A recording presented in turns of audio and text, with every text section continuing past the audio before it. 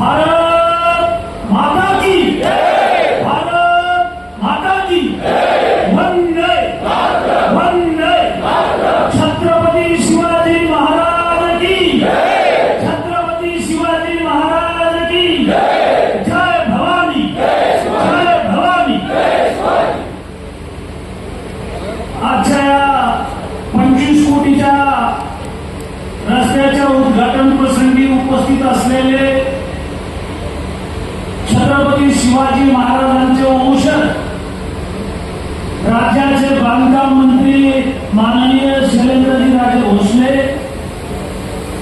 आपले केंद्रीय मंत्री आताच कार्यक्रमासाठी राजेंशी बोलून गेलेले आहेत रावसाहेबजी दानवे, कार्यक्रमाला उपस्थित आपल्या भारतीय जनता पक्षाचे जिल्हाध्यक्ष नारायणराव कुचे, आपले लोकप्रिय आमदार संतोषजी दानवे, जालन्याच्या महापौर वंदनाताई मगरे, उपमहापौर माननीय राजेशजी राऊत, माननीय विलासबाबू खरात, मुख्य अभियंता श्री चव्हाण साहेब, जालना महानगराचे जिल्हाध्यक्ष माननीय भास्करराव दानवे आणि वेळाभावी व्यासपीठावरील सर्व मान्यवर आजच्या या उद्घाटन प्रसंगी 11 वाजल्यापासून उपस्थित असलेले या मतदारसंघातील रावसाहेबजी दानवे, संतोषजी दानवे, भारतीय जनता पक्षावर प्रेम करणारे सर्व मान्यवर पदाधिकारी, कार्यकर्ते, शेतकरी बंधू आणि भगिनींनो, राज्यामध्ये पुन्हा एकदा तिसऱ्यांदा देवेंद्र फडणवीस साहेब राज्याचे मुख्यमंत्री झाले आणि या मंत्रिमंडळामध्ये माननीय शैलेंद्रजी राजे भोसले यांच्याकडं राज्याचं महत्वाचं बांधकाम खातं आलेलं आहे। संतोषरावजी दानवे खूप हुशार आहेत, आमच्या सर्वांच्या अगोदर त्यांनी राजेंना इथं आणलं आणि स्वागत केलं।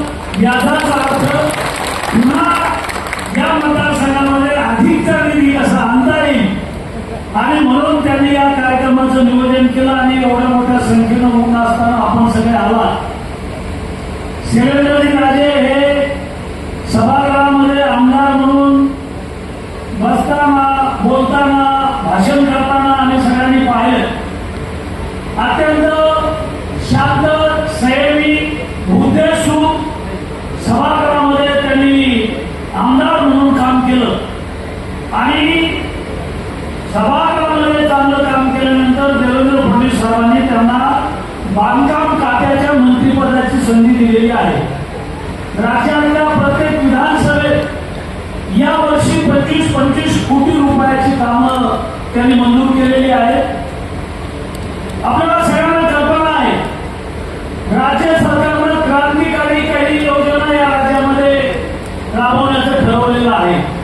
संतोषजी दानवे यांनी आता सांगितल्याप्रमाणे लाडकी बहीण 36,000 कोटी रुपये खात्यात टाकायचे, राज्याने किसान सन्मान योजना आणली, 1,30,00,000 लोकांच्या खात्यामध्ये 7,000 कोटी रुपये टाकायचे।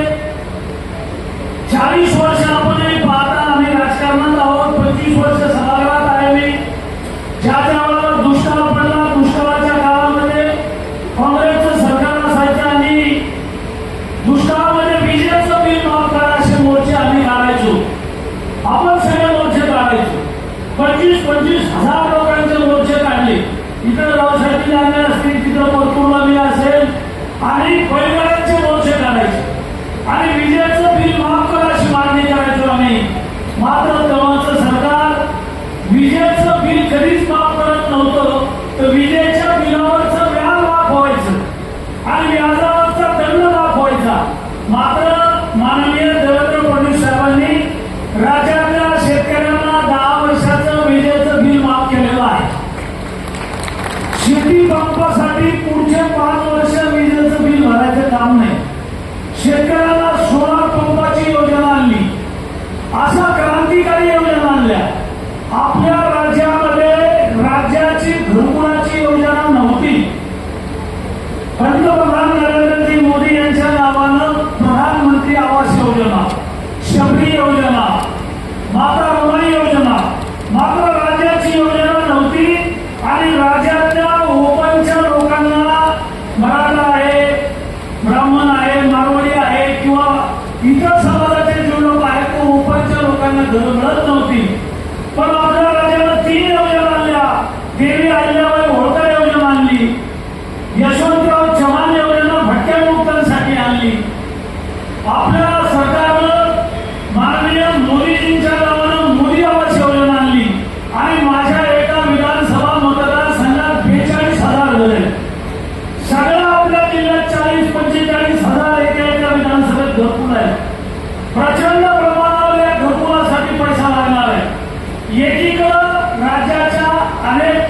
काही योजना घोषणा केलेल्या आहेत त्याची अंमलबजावणी चालू आहे, त्याचा लाभ देणं चालू आहे.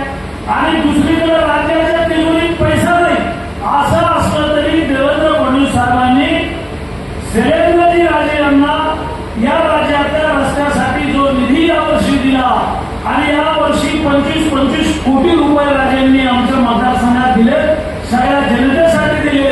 आणि म्हणून हे त्यांचं कौशल्य आहे. राजेंची चावी कुठं लागणार नाही असं वाटतं तुम्हाला? राजे हे छत्रपती शिवाजी महाराजांचे वंशज आहेत.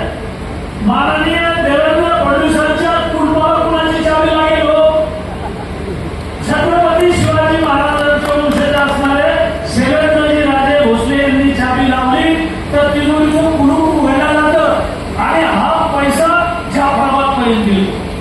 दिल्लीमध्ये मोदीजींचं सरकार आहे, दिल्लीचा पैसा आणायचा आहे. हायवे आहेत, नॅशनल हायवे आहेत, जिल्हा मार्ग आहेत. हे जे मोठे रस्ते असतात, प्रमुख जिल्हा मार्ग आहे, राज्यमार्ग आहे, नॅशनल हायवे आहे, या रस्त्यासाठी राजांची चावी दिल्लीमध्ये सुद्धा मोदीजींच्या कुलपाला लागते. पैसा कमी पडू देणार नाही असा मला आत्मविश्वास आहे. माननीय नितीन गडकरी साहेबांचे त्यांचे खूप चांगले संबंध आहेत आणि नितीन गडकरी साहेबांचा पैसा सुद्धा आपल्या या विधानसभा मतदारसंघामध्ये किंवा जालना जिल्ह्यामध्ये माननीय गडकरी साहेबांनी किंवा मराठवाड्यामध्ये राज्यामध्ये गडकरी साहेबांनी या देशामध्ये अमेरिका, जपान, रशिया प्रगत राष्ट्राप्रमाणे गडकरी साहेबांनी रस्ते केले. आपल्या जिल्ह्यात 10,000 कोटी रुपये केंद्र सरकारनं दिले, त्यातून रस्ते तयार झाले. मोदीजींच्या नेतृत्वात, माननीय गडकरी साहेबांच्या नेतृत्वात, माननीय देवभाऊंच्या नेतृत्वात आणि आता माननीय शैलेंद्रजी राजे यांच्या नेतृत्वात गावागावामध्ये जाण्यासाठी डांबरीकरणाचे रस्ते असतील आणि मोठे हायवे, नॅशनल हायवे हे सारे रस्ते असतील. राज्याच्या तिजोरीत पैसा नाही ही गोष्ट खरी आहे. असं असलं तरी या राज्याच्या विकासासाठी देवेंद्र फडणवीस साहेबांचं सरकार आणि शैलेंद्रजी राजे यांच्या माध्यमातून आपल्याला आपल्या या जिल्ह्यामध्ये रस्त्याचं जाळं निर्माण करायचं आहे. म्हणजे केंद्र सरकारनं गेल्या 10 वर्षात रस्त्याचं जाळं निर्माण केलं, विजेचं जाळं निर्माण केलं, रेल्वेचं जाळं निर्माण केलं. विकासाची गती वाढलेली आहे, गतिमान सरकार आहे. या जाफराबाद भोकरदनमध्ये माननीय रावसाहेब दानवे आणि मी एसडी मोटरसायकलवर फिरायचो. माझ्याकडे एसडी होती, साहेबाकडे राजूर होती आणि एखाद्या गावाला 3 लाखाचा रस्ता दिला, 5 लाखाचा रस्ता दिला तर लोक कमानी पुढे करायचे, सत्कार करायचे. एवढी वाईट अवस्था या आपल्या जिल्ह्यातल्या रस्त्याची होती, महाराष्ट्रातल्या रस्त्याची होती. केंद्र सरकार बदललं, राज्यात सरकार बदललं आणि आता जिकडं जावं तिकडं डांबरीकरणाचे रस्ते, सिमेंटचे रस्ते, सगळीकडे रस्त्याचं चित्र बदललं आणि त्यामुळं विकासाला गती मिळाली. राजे मी मागची 5 वर्ष पाणी पुरवठा स्वच्छता